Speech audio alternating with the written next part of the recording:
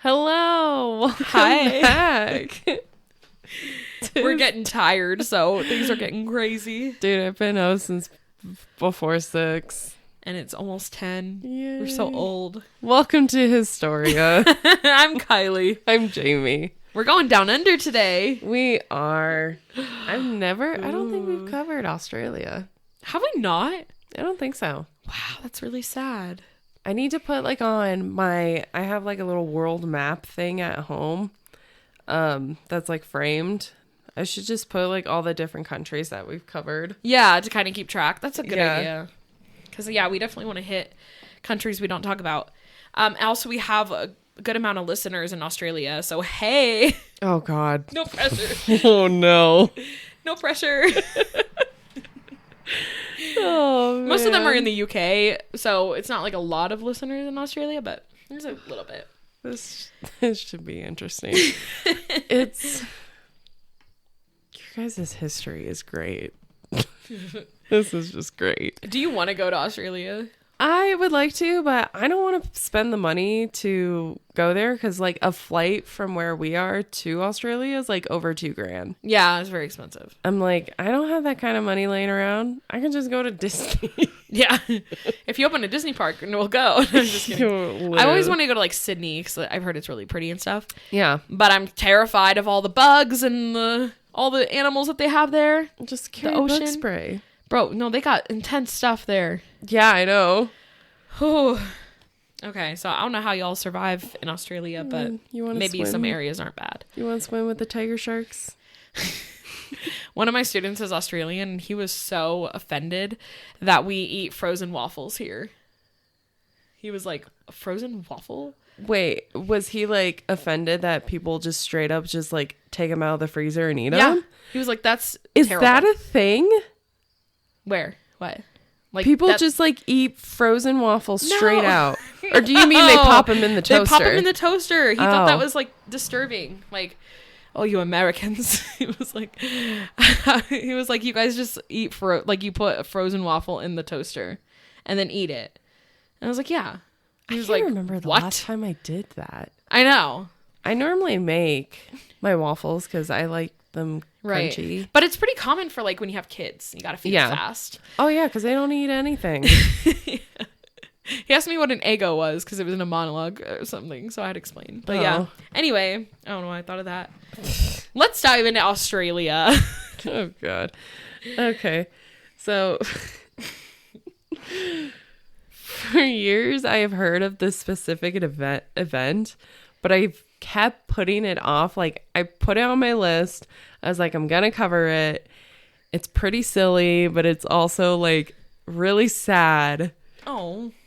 But it's just like the concept is just wild. So this week we are going to be talking about the Great Emu War. Oh, what?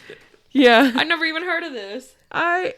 So I've seen this like kind of pop up on for like the last like couple of years. I've seen it like pop up on my like news feed. And I was like, wait, what the fuck? I was like, what is this? And yeah, they call it the Great Emu War. Emus are very interesting creatures. They are terrifying when you look my at pictures of God. them because they're just like bug-eyed. I'm gonna look it up. I've seen them before, but I just gotta see it. They have one at the zoo Really? that's kind of hidden, yeah. They're smaller than an ostrich. I don't trust. Oh God, I don't trust big birds. I know James is absolutely terrified of big birds. What's that? Yeah. Ew. Yeah. No, I don't like big birds. No, big bird. No offense, big bird. Okay. I kind of forgot what an emu was, so I'm glad I looked that up. Yes. So before I get started, I'm going to go over where I pulled my information from. Now, when I researched it, it was mostly articles that covered the event. So I did my best in trying to like Yeah. structure as much as I could. So I pulled information from Britannica and the Collector website. These two had a pretty good foundation of just like not only the event, but kind of like leading up to it. Okay. So the Great Emu War of 1932 has held quite the story for itself in the last 90-something years. Oh. I believe it's quite popular there. Okay. I don't know. I don't know any Australians, so I'm not sure. I'll ask my student if he knows what it is. Please do and let me know. I will. I'm intrigued. So if you've never heard of this event in Australia, it's going to be quite the story. Before we enter the chaos, we need the foundation on how this all started. It all began after World War I. Okay. So 1917, 1919, like Around there. yeah.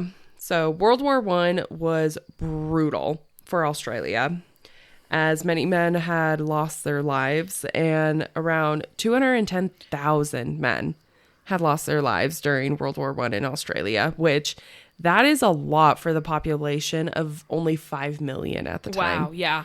Yeah, so they took a beating during this war. So this is not even counting the men that returned home with PTSD, wounds that would make their life difficult. So those who had to be get their legs decapitated, their arms, they lost like mobility in other areas. Like a lot of men came back with like problems, and it was taking a toll on the country itself. I keep trying to think about how this leads to birds. Yeah. So I don't know. just wait. Okay. So the war put a true hurt on the population and to the lives of those who returned home. Australia had no aid for the men that returned, and it caused quite the stir from the people. So locals were just like, what the hell? Are you not going to do anything for these men that fought for our country? And they get nothing in return. Yeah. So it was quickly causing many of the men to experience homelessness, suicide, and poverty and this angered the locals and just the population and those who came home, like their spouses are like, they can't function like they used to. They can't go back to like a factory job because they can't walk. Yeah. So they wanted something to help them, to help aid and help the country. Because, I mean, I guess it was still just a building country at this point. Mm-hmm. But enough to go to war and lose 210,000 men. That's so crazy. Yeah. It didn't help either that agriculture was not flourishing, but quite the opposite. The officials of Australia were struggling on what to do. From the brief knowledge that I know of Australia is that the land is very dry and not fruitful. Okay, yeah. I could be wrong, but from what I've seen, it's mostly red dirt. Yeah. So it's hard to grow stuff. I mean, it's hard to grow stuff here in Colorado. Like, it may be desert, but the soil that we have is not like soil that you use to plant vegetables and crops. Yeah, it's like clay. It's more like clay stuff. So yeah, it's hard to grow crops. Like corn grows really well though. Squashes, zucchinis, like Oh, good to know. those types of. Yes, I have grown some. I don't even attempt that stuff. But yeah, if you're trying to grow like strawberries and like That's a California thing. yeah, like you're not gonna really get anything out of an orange or peach tree here. Like it's just not gonna happen. No. But Australia was struggling because their agriculture was failing. But they decided to come up with the idea that they believe would solve their problems. So the government of Australia would go to the men that return home, so the veterans that return back from the war, and gifted them land so that they could grow wheat. I thought you were going to say gifted them an emu. No. Okay, land makes more sense. Yeah, so they were going to give them... the land was only about 10 acres because there were a lot of men who came back, and 10 acres is still like a decent amount. Yeah. And they had high expectations that the men would use the land to become farmers. So they're like, you can't work in the factories anymore, so why not become a farmer? Okay. provide the country with wheat so we can make bread.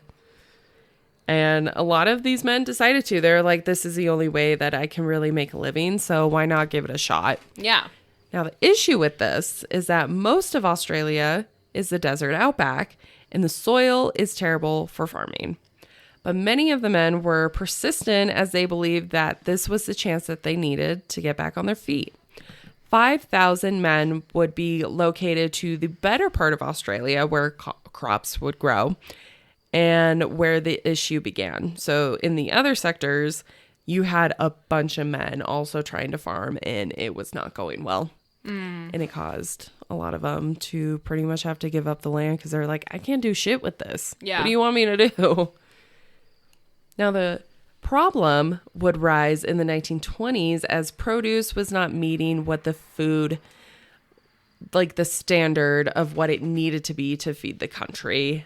And when 1929 came around, everything got worse. So Australia got hit really hard with the war. And so they gifted this land to the veterans that came back to be like, hey, grow some wheat for us so we can actually feed the people here. That was not going well. And then, boom, stock market crash. Oh, Yeah. classic. It hit all over the world and terribly. And it hit hard on Australia. It was not well. And it left many of the new farmers with struggling farms.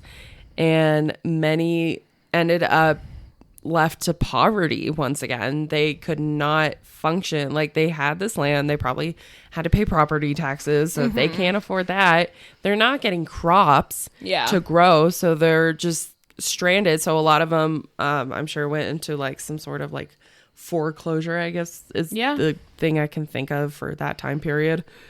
And many just pretty much abandoned it. So they could figure something else out because they're like, yeah, I'm not going to be completely broke and miserable in this land that's not going to produce anything. Yeah, that makes sense. This caused the unemployment rate to skyrocket, and wheat prices dropped, causing more of an issue. So pretty much anybody who was selling the wheat, they weren't really making a profit off of it. Okay. So their economy was so fucked up at this time. Like, I feel so bad. Now, the worst came to a head. So 1929 hit, the crash, people are struggling, and then there was a drought. Oh, Jesus.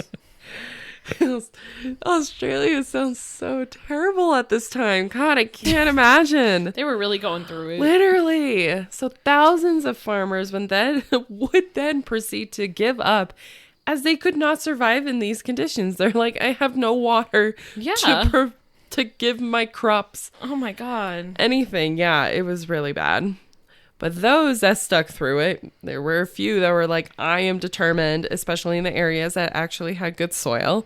They were very determined to keep with their farms to grow wheat. And it wasn't terrible. Like, they were still growing the crop, but they were still dealing with the drought. So they're like, I have to figure this out. Yeah.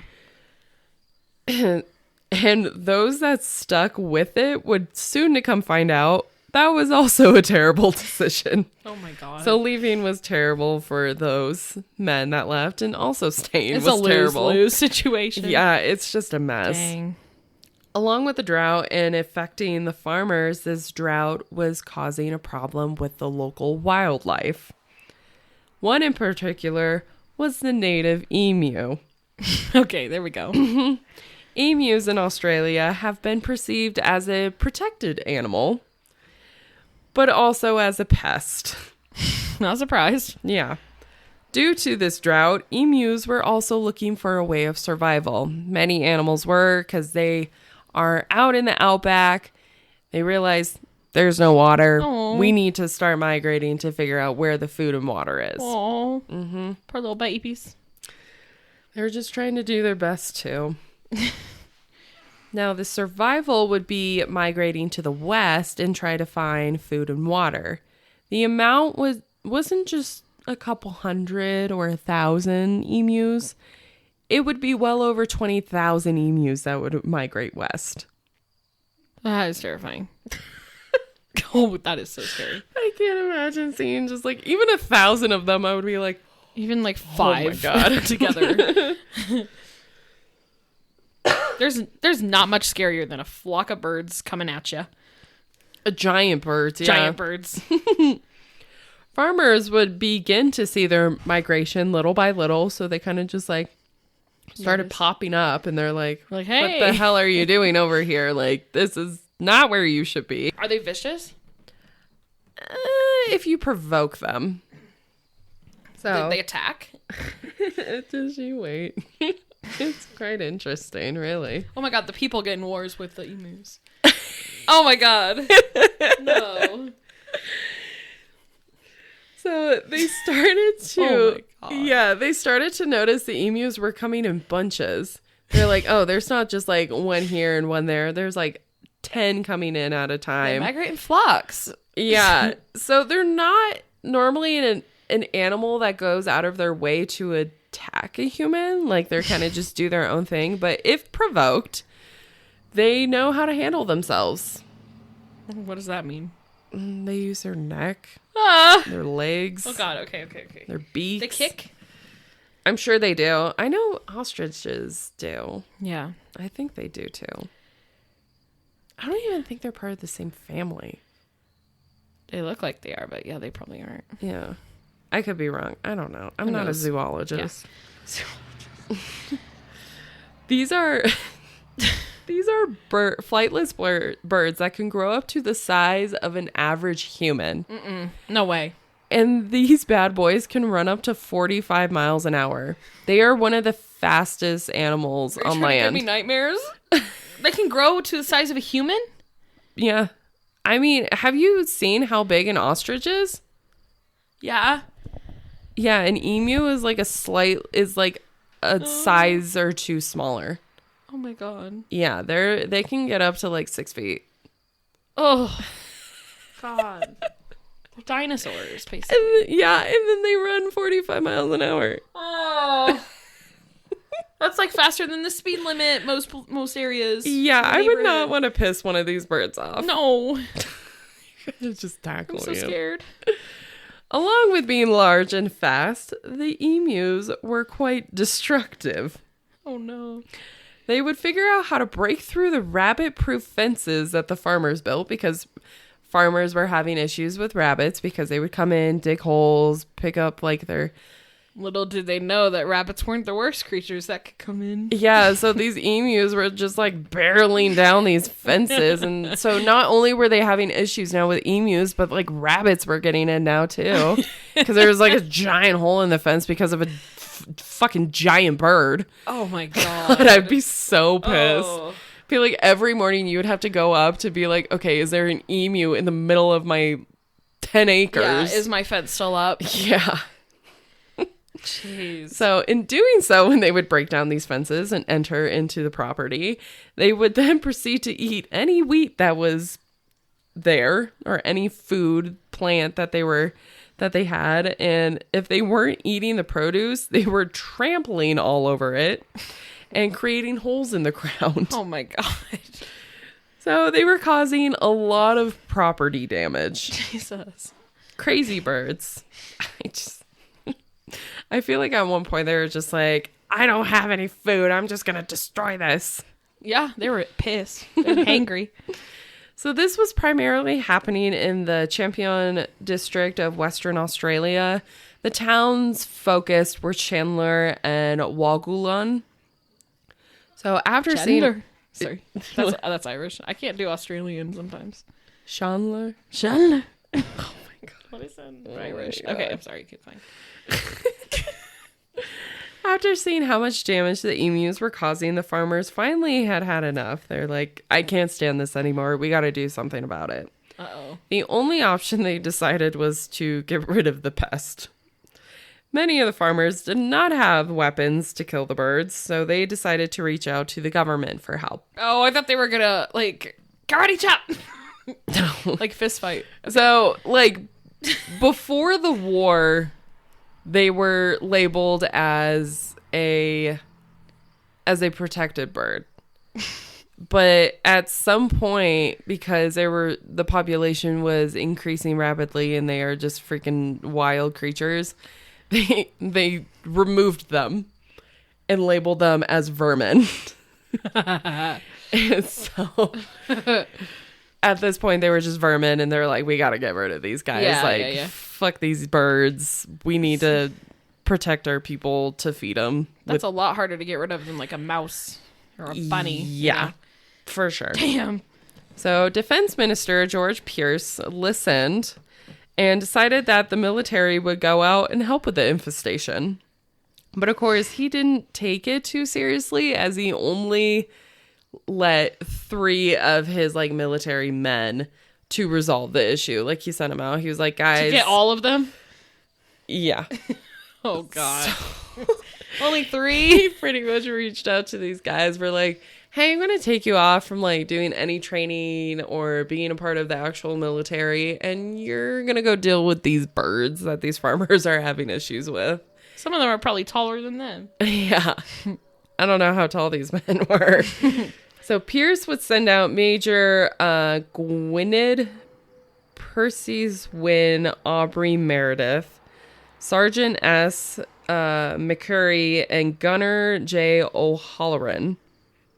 Gunner. That sounds like a motocross name. I just think of the dog from Jimmy Neutron. Gunner. Is that his name? Or is it Goddard? I think it was Goddard. Oh. Goddard. Yeah, I think it was Goddard. Never mind. Never mind. A cinematographer would also tag along with this group. Okay. Gotta film it. It's a weird concept, so of course they wanted to catch it on film. Oh, yeah. I'd be so mad if they didn't. I know, right? And I think there is actual footage. Oh, good. The pictures are quite interesting. So the 3 men would begin their fight on November 2nd, 1932.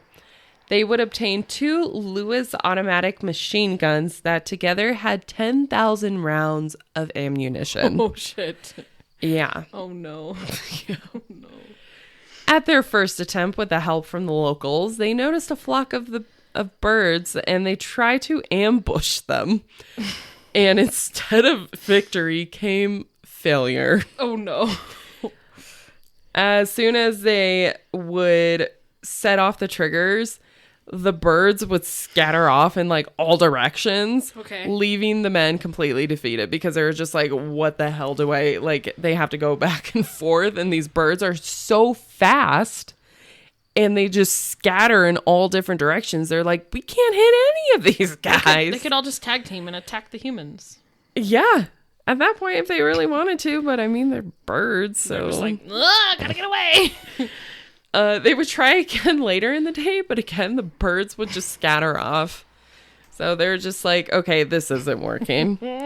Gotta trap him first. You gotta reel him in. Oh, just you wait. Wheat. So on the 4th of November, the men would stake out at a local watering hole when about 1,000 emus would kind of just like linger over there. Okay. Now they decided to set up a plan and ambush them this time, and they were positive that they were going to get a lot of them. They're like, oh my gosh, they're all in this watering hole. We're all together. We have these 2 machine guns. We can just catch them by surprise and just shoot them all. Oh no. And as they open fire on the birds, one of the guns would jam after like a couple of rounds, and most of the emus would be able to escape. They're smarter than them. Literally. Oh my god. Only a few would be killed. So they got some, but I mean, with Compared to 1,000, yeah, not enough. yeah, they would only have had killed about 30 emus out of the 20,000 at this point 30? in 2 days. That's bad. Yeah, I mean, that's still like a lot of birds, and it's sad, but it's just, it's like, Gotta do what you gotta do, I guess. if they're trying to get all 20,000, that's highly unrealistic. Yeah. They were nowhere close to solving this problem. Now you may be thinking, how are these men with machine guns not able to kill these birds? Well, the fact that they are faster than the trucks that were chasing after them, because these trucks were probably going like 30 miles an hour, if that. So, of course, they couldn't keep up with it. And it gave the birds a clear advantage. But they also have like this hide under their feathers that is quite strong. So a single bullet would not cause severe injury. Damn, they're like impossible to kill then. It took a lot. And half the time they didn't even realize that they'd been shot. Yeah, they would just kept like walking. Yeah, they just got shot and then they would like scatter off. And then some of them would die from their injuries, but we don't really know because they kind of just wandered off. It was by November 8th that the news of this war with the emus would spread rapidly, like within towns and the news media. Many found it humorous that this was even a thing that was going on. It's like you have these actual military men fighting these emus to get them to stop. Still just the three of the men? Yeah. That's it. I mean, some locals helped, but I mean, they didn't have anything with, like with weapons and stuff like that. Like many of the farmers like didn't own weapons. Yeah. Which I'm surprised because I'm like, aren't you guys like veterans? That's true. But I mean, I guess that's just the American in me that like. Yeah, it's very different. Gotta think of that. That's true. I mean, I don't know. They could have, but The laws are probably different. It could be, yeah. Especially back then. I don't know. It was on November 8th that the men would withdraw from their fight. They're like, we are surrender. We are not doing well. This pissed the farmers off. They're like, why are you giving up right now? Like, we haven't even put a dent in the numbers of them. And they demanded that they keep fighting them. At this point, they had only killed about 300 emus. Did any of them attack? I didn't find anything about them directly attacking them because like their instincts are to scatter. Yeah, and they're far enough away. It's not like they're going right up to them. Yeah. That's true. So all men survived. They just want to run. They're runners. So Pierce would listen to the people. He was like, okay. We'll try again. And he would redeploy his men to get back out there and fight. So for about the next month, the men would continue with their clearly not well done tactics. It was the 10th of December that they estimated that only about 1,000 emus had been killed. Oh my God. They think more had died due to injuries, but there's really no way of knowing because they scattered, disappeared, and then they could have just died from there. And I mean, you probably have dingoes and stuff eating them. Yeah. So, you never know. They even went so much as just to they got so desperate that they just started driving over emus that they could that were like with them. They would just drive them over because the guns weren't Might as well try it. Yeah, the guns weren't doing damage and they were getting frustrated at that point because they're like, these fucking birds won't die. But aren't they too fast for that? I mean, it's some of them. If you run into like a huge, like just group of them, you're bound to get a few. There has to be some that's not paying attention. Yeah. It's so sad, but it's crazy. So by the 10th of December, Pierce would recall the group to stop. He was like, you guys, it's not working out. We need to stop this. This is wild. So they had used just about as much ammo as they brought out with them. So they used almost 10,000 rounds of ammo in this month. Oh my God. And the numbers were severely low for the amount of rounds that they used. So farmers were not pleased to be left on their own to solve this problem because they were like, you guys got to go back out there and solve the problem. And Pierce was like, fuck you guys. No, we're done. The government is not going to be like, the military is not going to be involved in this anymore because this is just getting out of hand. We're wasting perfectly good ammo. These men need to get back to their actual jobs. Yeah. You guys need to figure out your farming situation. Bye. Good luck. So the military trio who had lost the war to the emus. They were outnumbered. Yeah, it was embarrassing that these birds held strong, but they were smart.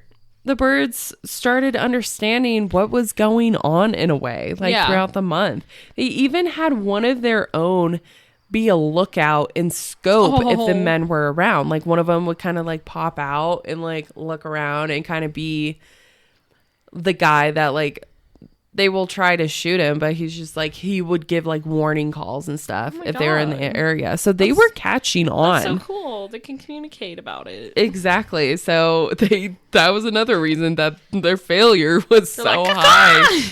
Yeah, they were just giving warning calls of like, hey, these guys are here. We should probably scatter about or stay in smaller groups. And they also started to group in smaller flocks. Okay. Because if they all stayed in one big flock, they had a higher possibility of more of them dying. Damn. So they stayed in smaller flocks, and that made it harder for the men to kill in bunches of numbers. Wow, they are smart. Wow. These emus beat these humans. Damn, they like came up with a plan. Yeah, they did. I mean, I just thinking of that, I'm just like, man, that's tough. But it was 1930s too.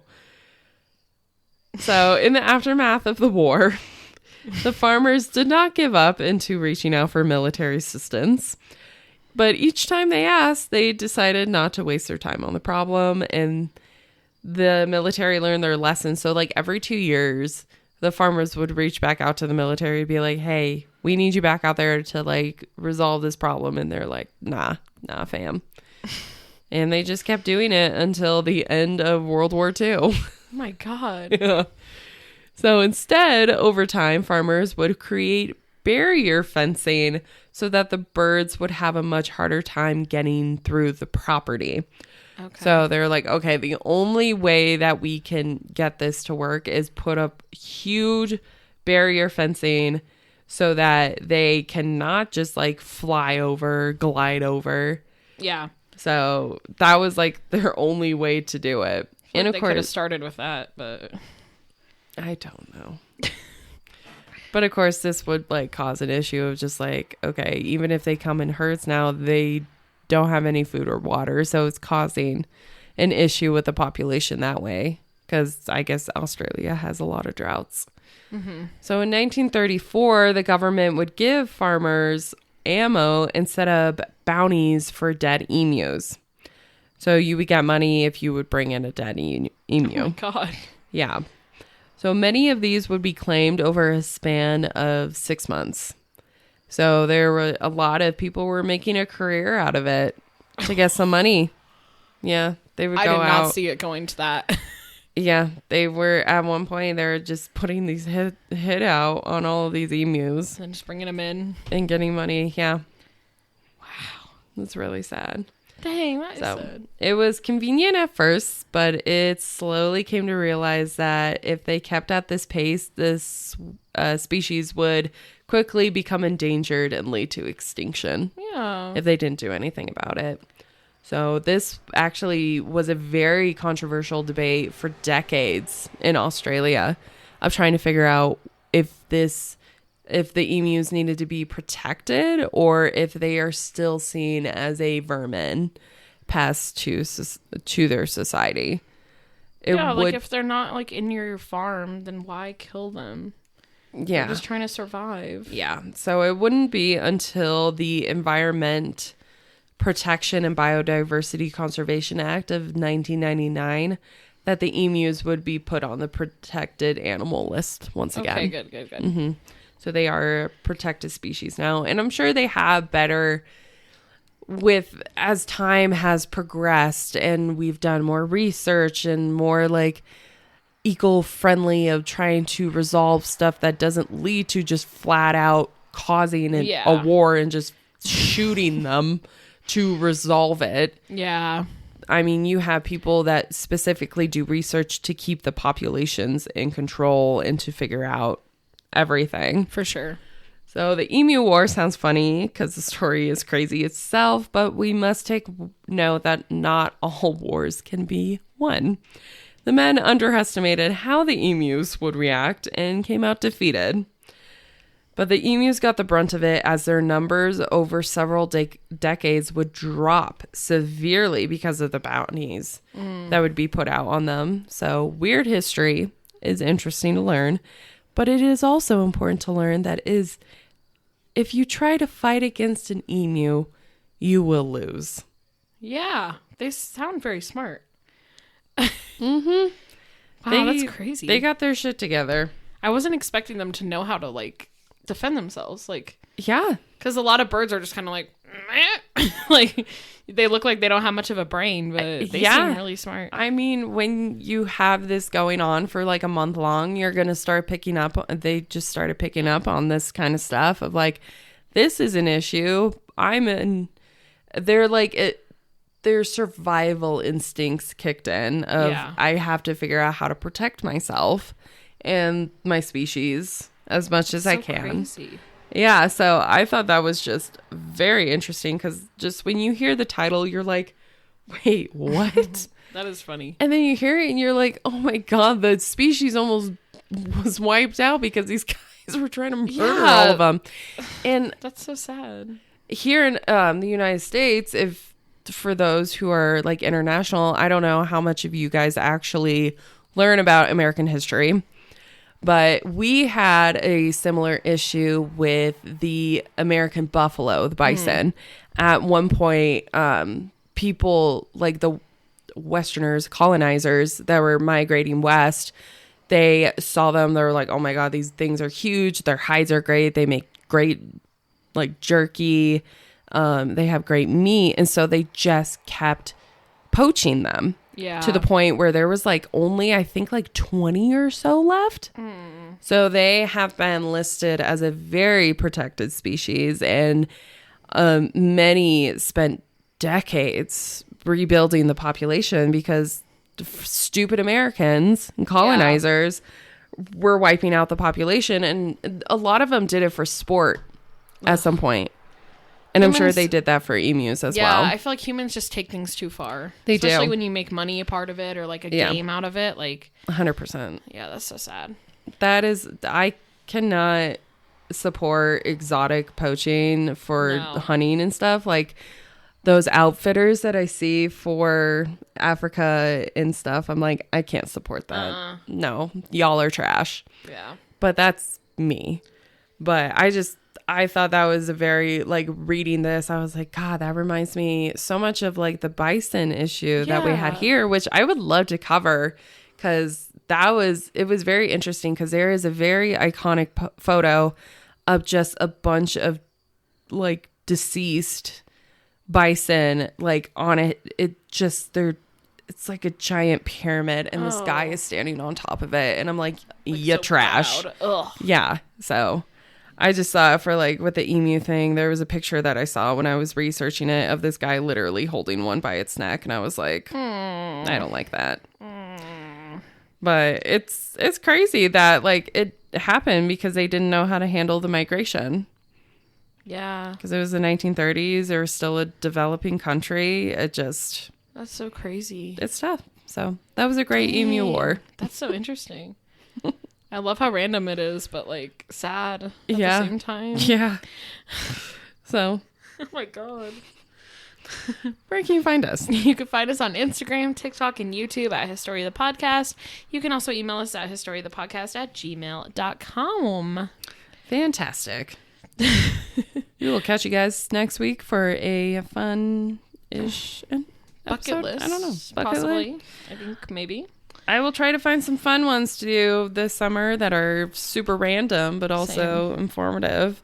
I will try to do an American one because American history is important to learn too.